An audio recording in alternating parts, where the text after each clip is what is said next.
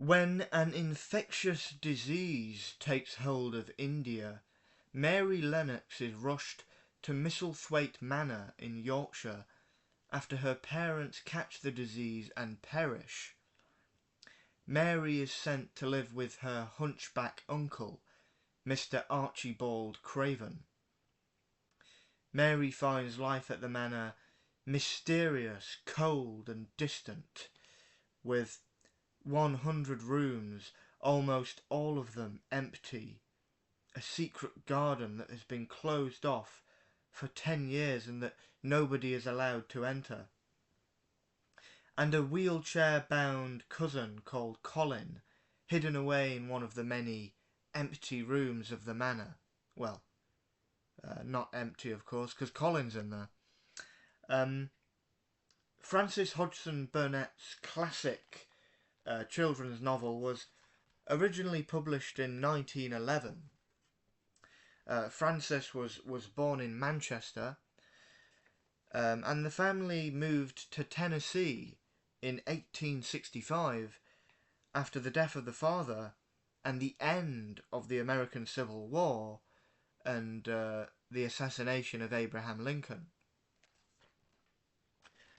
I first read The Secret Garden after watching the 1993 adaptation with Maggie Smith as Mrs. Medlock. That adaptation really captures the gothic darkness and quirky charm of the novel. Speaking of adaptations, I recently finally tracked down the 1949 adaptation, the Hollywood version, with Margaret O'Brien as Mary Lennox. Skeptics will always say that American studios can't possibly recreate the charm of the English classics. But I would argue that the realistic sets, the convincing matte paintings, contribute greatly to this very well-made adaptation.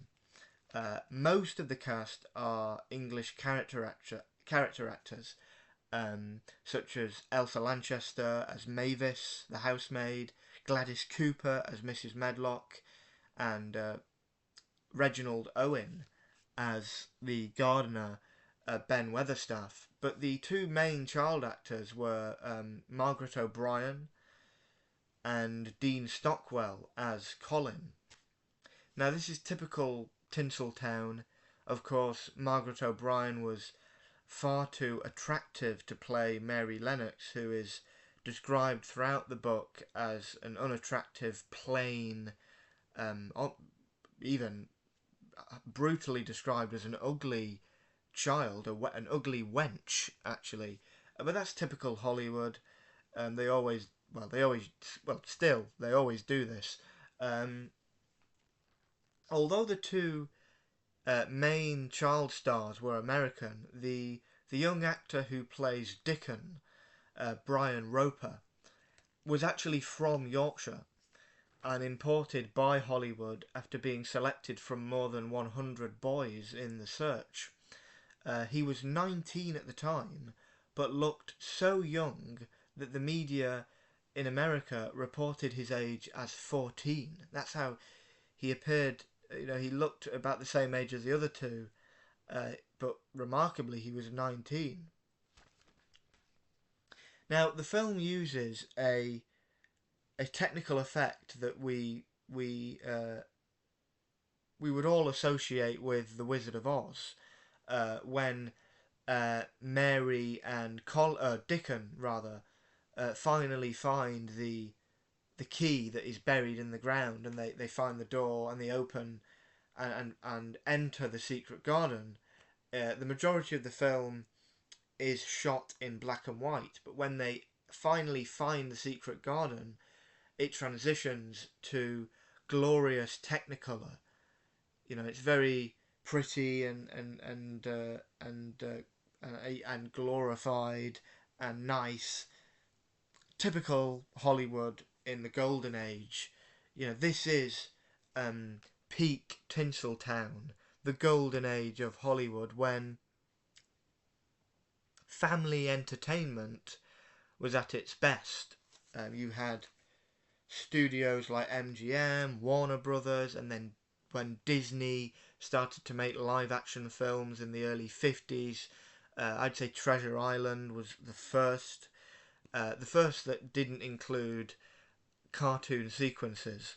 This was the, I'd say, the 30s to the 50s probably is the golden age of Hollywood, certainly the golden age of family entertainment, when children's literature and children's literature like The Secret Garden and films like this adaptation, it doesn't pander or patronise the young reader, and that's why these stories are so timeless. There are deep, meaningful messages within the story, and good children's literature. That's what good children's literature should do.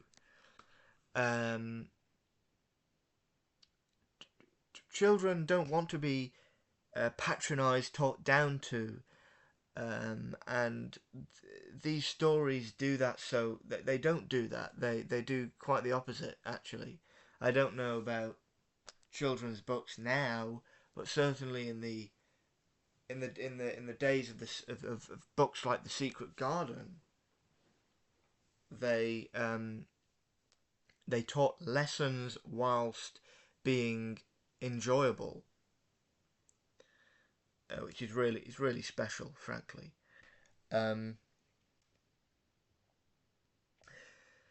Yes, so I enjoyed rereading The Secret Garden recently. I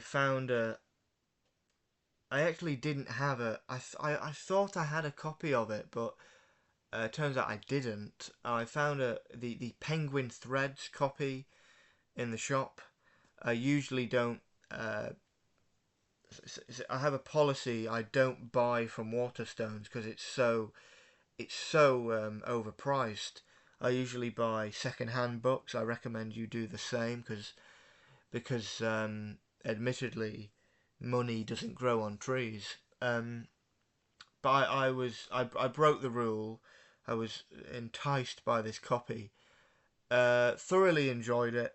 As I say, these stories are timeless. And as I say, was prompted to finally watch the 1949 film and loved it. Just loved it. You just can't go wrong with this period, this Hollywood period of the 40s and 50s. So there we have it, folks. Thanks again, and stay safe. Really, stay safe. It's a jungle out there.